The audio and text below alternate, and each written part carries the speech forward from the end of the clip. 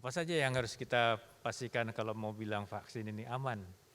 Nah, intinya adalah kita mesti melihat rasio atau perbandingan antara manfaat dibanding dengan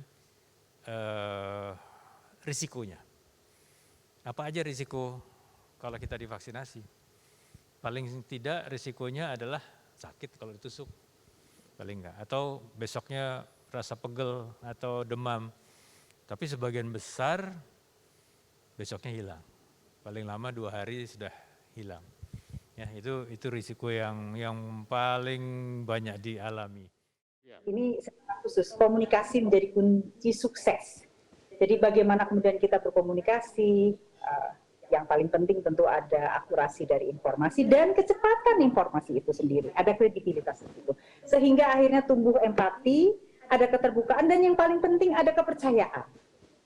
Dan kalau ini bisa kita lakukan dengan baik, khususnya dalam rangka juga mensosialisasikan program vaksinasi, saya kok yakin ya, saya memiliki keyakinan bahwa program vaksinasi ini bisa berjalan dengan sukses.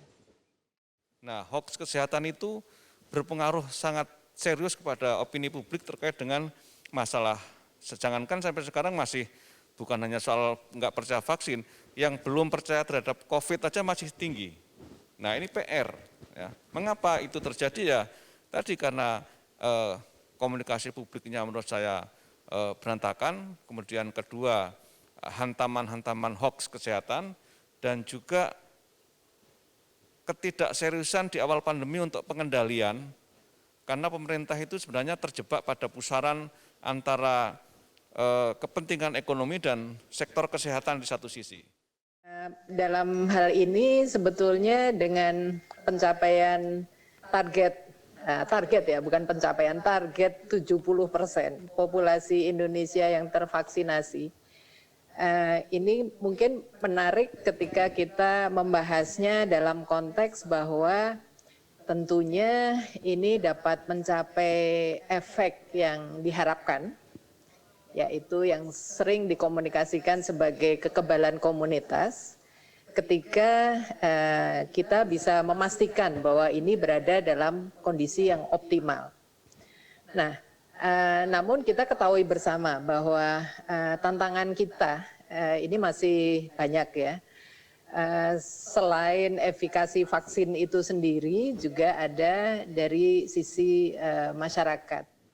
Jadi kebetulan kita sekarang sudah di 10 lokasi, dan ya dalam waktu dekat ini moga-moga kita juga bisa buka sampai di beberapa puluh lokasi di dalam waktu dekat ini. Jadi itu salah satu yang sudah kita lakukan, dan kami siap mendukung program pemerintah dalam proses vaksinasi ke depan ini, atau apapun bentuknya lah.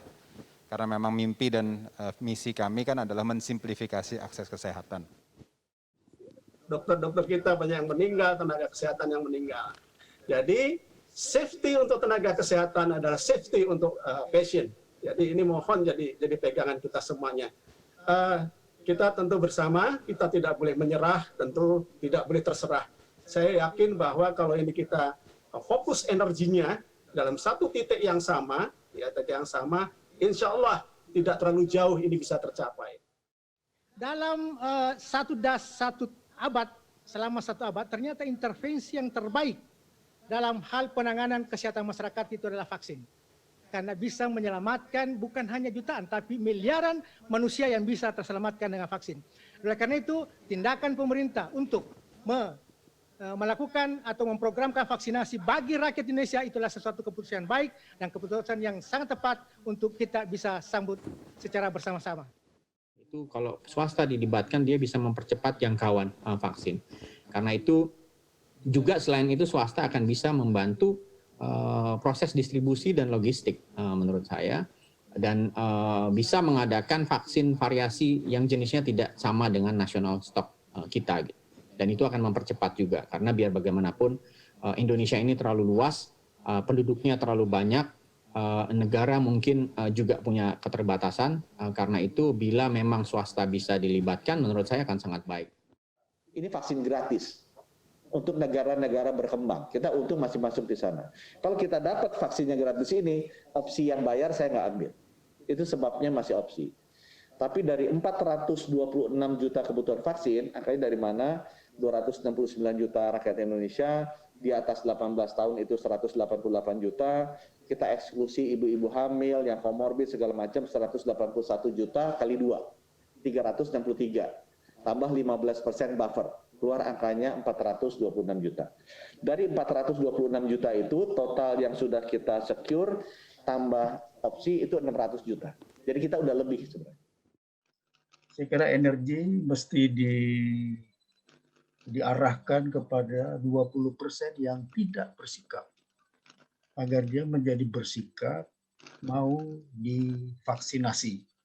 Yang tidak percaya dengan sendirinya nanti dapat terselamatkan jika 70% telah mencapai imunitas komunal. Australia itu 14% menolak divaksinasi. Jadi jangan berpikir bahwa 100% penduduk, warga, orang Indonesia akan menerima vaksin.